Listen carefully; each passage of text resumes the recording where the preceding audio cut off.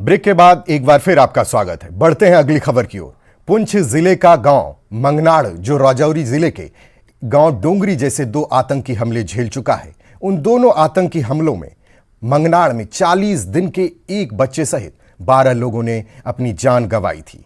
जान गंवाने वाले सभी लोग अल्पसंख्यक हिंदू समुदाय से थे।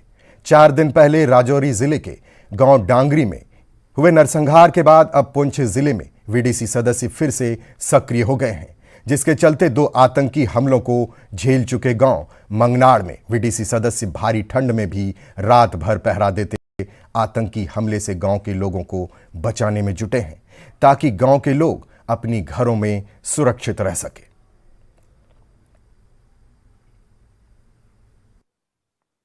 राजौरी जिले के ढांगरी में हुए आतंकवादी हमले के बाद पुंछ जिले में भी एक तरफ जहां गांव के लोगों में दहशत है, वहीं पुंछ के अंदर जो वीडीसी हैं वो अब एक तरफ सक्रिय हो चुकी हैं, क्योंकि उनको लगता है कि अगर अपनी रक्षा करनी है तो हमें खुद ही करनी पड़ेगी और अपने लोगों की रक्षा करनी पड़ेगी। और आज हम पहुंचे हैं पुंछ के गांव मंगनाड़ में। मंगनाड़ एक ऐसा गांव है जो नियंत्रण रेखा के करीब ही है और जो पहले इस तरह के आतंकवादी हमले सहन कर चुका है। तो यहाँ के जो वीडीसी मेंबर हैं वो इस मौसम में जो है जहां पर पारा शून्य के करीब पहुंच चुका है, वहां पर जो लगातार वो पहरा दे रहे हैं और वो लोग जो हैं अपने लोगों को बचाने में लगे हुए हैं। उनसे बात करते हैं, उनका क्या कहना है और उनकी क्या सोच है इसको लेकर। आपका नाम?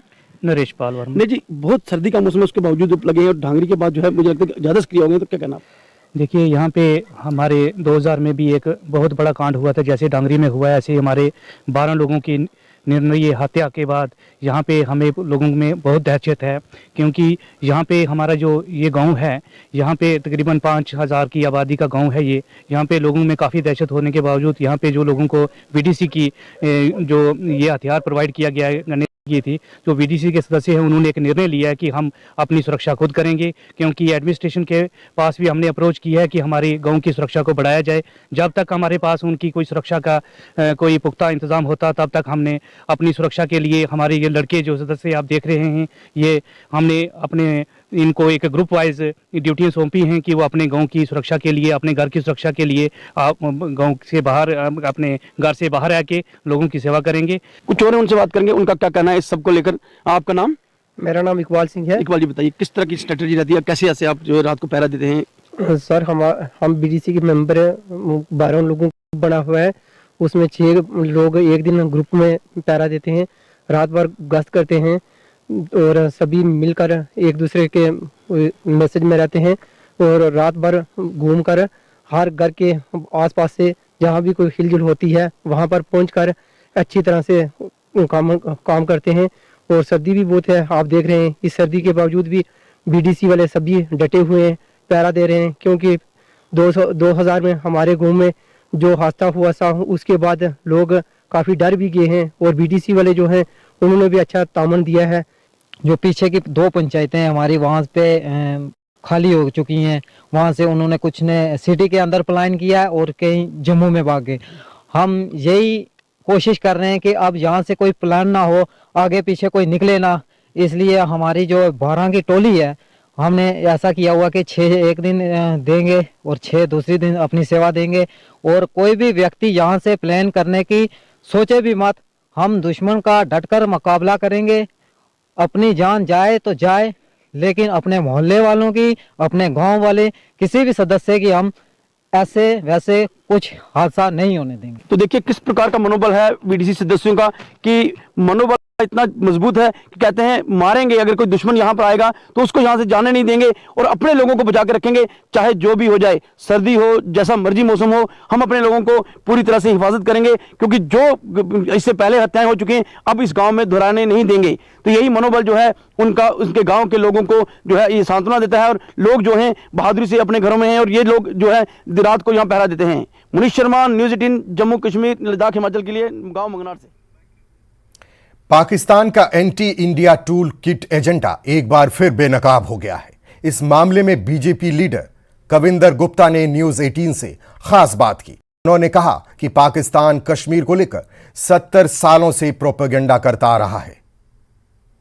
पाकिस्तान का anti India tool kit agenda जो है वो एक बार फिर से एक्सपोज हो चुका है। हर साल के पहले महीने पाकिस्तान जो है वो कोशिश करता है कि सोशल मीडिया कैंपेन चलाए जाएं और हर लेवल पर अपना जो मुद्दा है कश्मीर का, जो कि हमेशा वो लाग लापता रहा है, वो एक्सपोज हो रहा है साफ तौर पर उसका एजेंडा, और हर तरह से सोशल मीडिया पर वो कोशिश करता है। और अगर हम बात करें तो लगातार इन चीज़ों का अब परतें खुलती हुई नजर आ रही हैं कि पाकिस्तान इस तरह की जो कोशिशें, जो अपनी एजेंडा है, वो किस तरह से उसके फेल हो रहे हैं।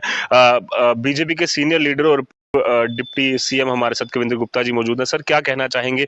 पाकिस्तान एक बार फिर से ग्लोबल लेवल पर एक्सपोज हुआ है। कश्मीर के नाम पर जो रोटियां वो काफी सालों से सेकता आया है, आज वो सोशल मीडिया के जरिए एक फेक प्रोपेगेंडा चलाने की जो कोशिश कर रहा है वो एक्सपोज हो रही है। देखिए, नंबर एक तो मैं कहूँगा कि पाकिस्तान में सरकार नाम की कोई चीज़ नहीं, और पाकिस्तान को जो चलाने वाले हैं वो आईएसआई है, या इस प्रकार के कुछ चाइना का प्रेशर उस पर रहता है।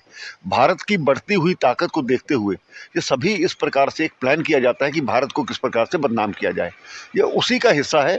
मुझे लगता है कि इसकी परवाह नहीं करनी चाहिए। समय समय पर आज तक आपने देखा होगा यूएन में भी और जहाँ जहाँ भी कोई सम्मेलन होते हैं, वहाँ पर एजेंडा भी ये नहीं रहता, लेकिन पाकिस्तान अपनी बात कहने की कोशिश करता है, लेकिन उसको नकार दिया जाता है। इस प्रकार के जो प्रोपेगेंडास हैं ये कश्मीर के प्रति, वो आज से नहीं 70 सालों से करता आ रहा है। आज उनको पता है कि धारा 370 टूटने के बाद एक ऐसी भारत सरकार है जिसकी पकड़ कश्मीर पर बनी है। जो प्रो पाकिस्तान जो लोग थे, आज उन पर शिकंजा कसा गया है। तो स्वाभाविक है कि नए नए तरीके वो अपनाने की कोशिश करता है, लेकिन इसका कोई असर होगा? हमारे सुरक्षा बल, हमारे सीमा पर जवान अपने आप में सक्षम हैं जो इस प्रकार के एजेंडे को नाकाम करते हैं। साहब, ये भी जानना चाहेंगे, पाकिस्तान कश्मीर घाटी में अगर हम बात करें तो आज की डेट में उस तरह का जैसे प्रो पाकिस्तानी नारे पहले लगते थे, आज वो लगना बंद हो चुके हैं। स्ट्राइकें जो है वो होना बंद हो चुकी हैं। हुर्रियत पूरी तरह से वहां पर एक्सपोज हो चुका है। ये सारी चीजें आपको लगता है कि पाकिस्तान हर स्तर पर फेल हो चुका है, इसीलिए वो अब नए नए तरीके अपना रहा है ताकि किसी तरह से वो अपने आप को जीवित रख सके? देखिए, जो लोग पाकिस्तान के एजेंडे पर काम करते थे, उनके पैसे पर काम करते थे, वहाँ नशे की खेप बेचकर उससे पैसा कमाते थे, आज उस सभी पर हवाला जो मनी था उस पर सभी पर चेक लगा है।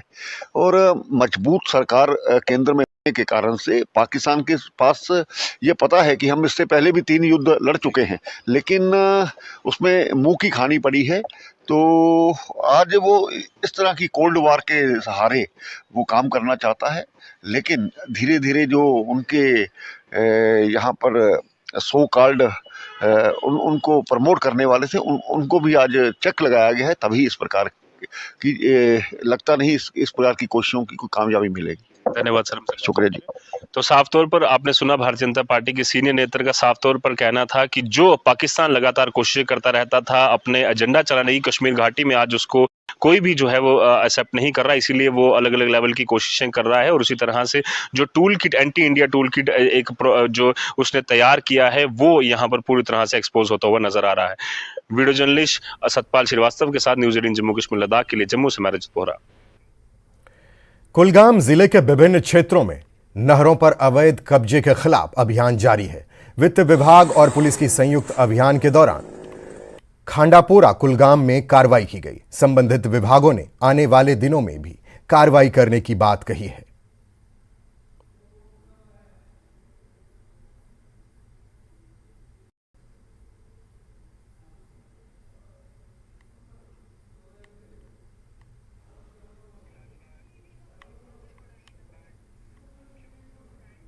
डोडा में एंटी करप्शन ब्यूरो ने डीसी कार्यालय परिसर के कॉन्फ्रेंस हॉल में एक वर्कशॉप का आयोजन किया। इसकी अध्यक्षता एसीबी के निदेशक आनंद जैन ने की। वर्कशॉप में जीईएम पोर्टल का उपयोग करते समय रिकॉर्ड के रखरखाव में चूक से बचने के बारे में जानकारी दी गई।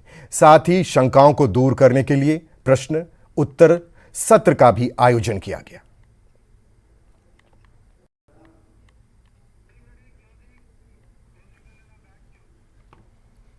इस बुलेटिन में इतना ही। बाकी की खबरों को देखने